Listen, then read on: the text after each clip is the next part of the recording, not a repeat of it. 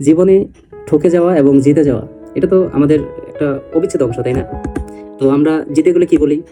ইয়ে hurray, we are win the ম্যাচের মতো, তাই না? জিতে যাওয়া অনেকটা উইন দ্য ম্যাচের মতো না? কত উৎফুল্লতা, কত হচ্ছে কি বলবো। আচ্ছা, আর ঠকে গেলে মন খারাপ হয়, তাই না? সাময়িকভাবে মন খারাপ হয়। তো আপনি ঠকে গেলে কোনো সময় মন খারাপ করেন না, কারণ আপনি কি জানেন যে আপনি একজন যে যে ঠকে যায় তার মধ্যে অনেকগুলো গুণ থাকতে হয়। কি কি গুণ থাকতে হয় বলেন দেখি?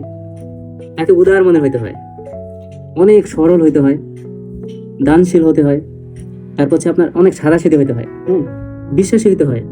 যে ঠকে যায় দেখবেন যে ও অনেক বিশ্বাসী হয়, আপনি তুলনা করে দেখবেন।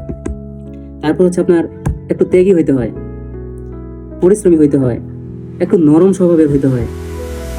নরম স্বভাবের না হলে আপনাকে কিভাবে আবার ঠকাবে? তার মধ্যে আরেকটা আছে, ধৈর্যশীল হইতে হয়। আচ্ছা, ঠকে যে যায় ও কিন্তু বারবারই ঠকে যায়, দেখবেন অনেক ক্ষেত্রে বারবারই ঠকে যায়, তার মানে সে অনেক ধৈর্যশীল। এই জন্য ঠকে গেলে মন খারাপ করবেন না। আপনার মধ্যে কতগুলো পয়েন্ট আউট করে 1 2 3 4 5 6 7 7 ব্লা ব্লা ব্লা অনেকগুলো গুণের অধিকারী আপনাকে হতে হয়। ঠকে গেলে মন খারাপ করবেন? মন খারাপ করেন না, একদম করেন না। আরেকটা জিনিস একটু বলি, একটু প্রেক্ষাপটে বলি। আচ্ছা, এখন আপনাকে যে ঠকাইলো সে তো জিতে গেল, তাই না? পুরে জিতে যেতে কি হতে হয় জানেন?